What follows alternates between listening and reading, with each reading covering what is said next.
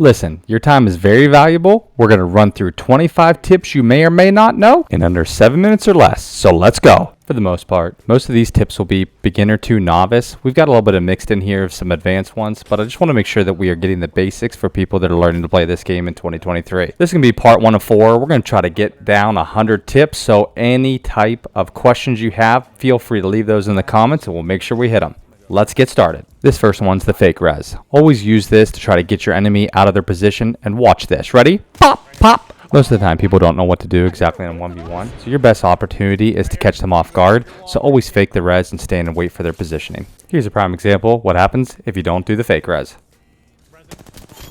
That's not nice. Not nice at all. Tip 2, the armor swap. Did you know in the firing range there's a crate where you can keep swapping armors? Keep doing it. You'll get better. Tip number 3, the Bangalore smoke. Did you know that you can heal and use Bangalore's tactical at the same time? Look at this. I'm healing and I'm safe. This one may take a little bit of practice, but if you Gibby mains out here, this is essential. This may take some practice, but if you put your Gibby bubble past the door far enough, the enemy outside the door will not be able to break to get in. Inside there, you're getting some big heals. Did you know that if you drop an evac tower as quick as possible after a Gibby ult, you'll block all the damage? Look at this.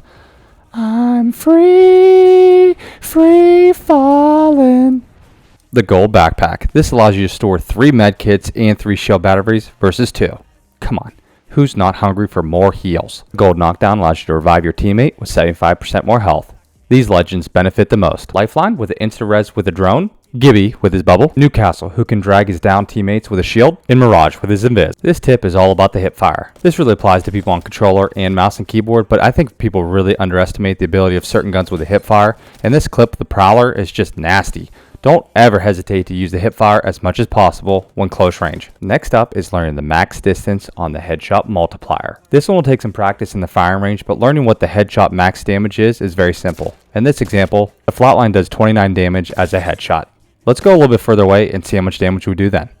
As you can see, our headshot here is only going to account for a total of 18 damage. Ew. The moral of the story is it's best to get in the firing range and start shooting at specific ranges to learn where this distance is. It's most beneficial when understanding the SMG range, because sometimes people always want to aim for the head, but in some situations it's just simply better to aim for the body to get the max amount of damage. You're not aiming for the head and missing additional bullets, so you're really just soaking their body with more damage. So learn the distance and learn it right now. As you can tell, most of these clips are in the firing range because this is where you can really learn the most about the guns, learn which guns work best for you, learn their recoil patterns, etc. Let's take a look at recoil pattern right now. Most of the time people turn these down just to improve the performance, but for this example, you need to turn impact marks on high. Let's do it. The best way to improve your aim is to learn the recoil pattern. In this example, you can see that the flatline clearly aims up. If we use our big brain power here, we just know that we need to pull our aim down to keep it more accurate. Look at this.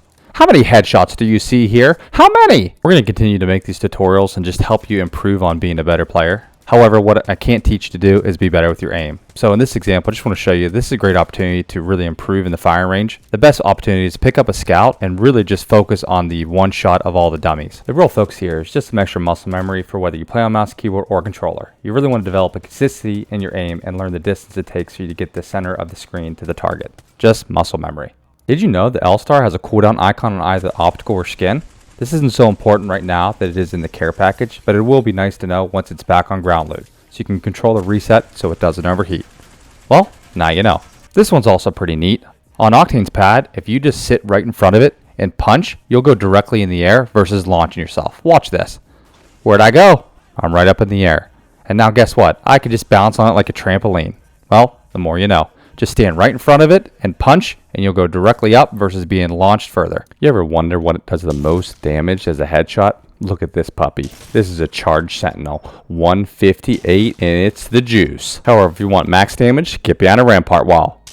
Ouch! I think everyone thinks you need to be a professional with the wingman. No. This is one of the best shotguns off start. Look at the hip fire on this baby.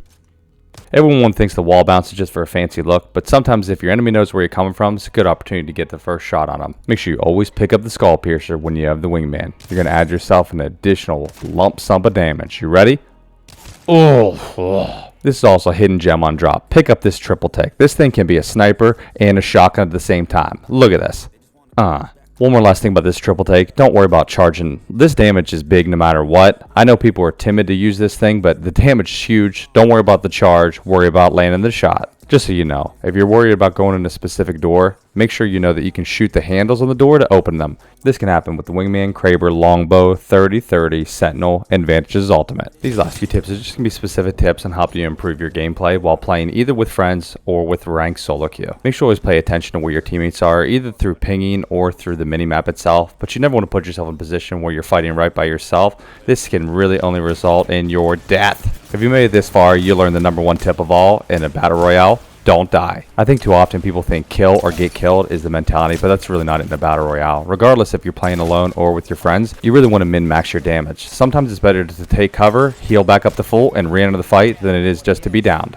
Again, if you're here and you're new and learning, you always want to stick to some legends of the best in the meta. This sometimes means you can't pick your favorite champion if you care about winning, but more importantly means that you're picking a champion that helps your team win the game. Just so you know, all your abilities do recharge, so don't hesitate to use them every team fight and opportunity you have. I see too often people want to hold on to their ultimate or to their tactical, and most of the time, just using it may help you win the fight.